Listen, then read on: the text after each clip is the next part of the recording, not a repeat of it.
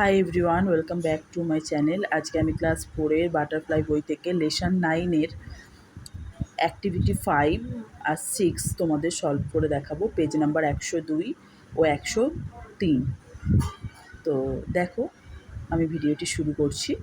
তো প্রথমে অ্যাক্টিভিটি 5-এ আছে arrange the following sentences in the correct order, put the numbers in the given boxes. এখানে দেখো কিছু বাক্য এলোমেলো করে রয়েছে, সেগুলো কোনটার পর কোন বাক্যটা হবে সেটা তোমাদের সাজাতে হবে কারেক্ট অর্ডারে।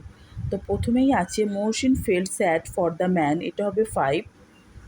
হি saw a stranger in his room, এটা 3।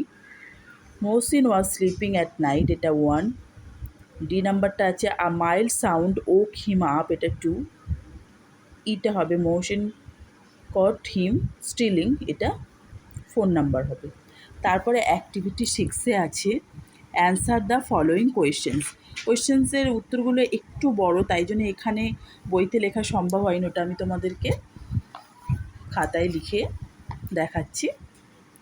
দেখো, প্রথমেই আছে এ নাম্বারে why did Mohsin feel sad for the man, এটা হবে the man had no work and no food in his house for his children, so Mohsin felt sad for the man.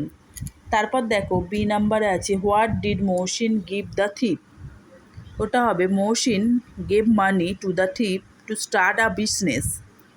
তারপর C নাম্বারে আছে what did Mohsin dedicate his life to, এটা হবে Mohsin dedicated his life in spreading education among the Muslims.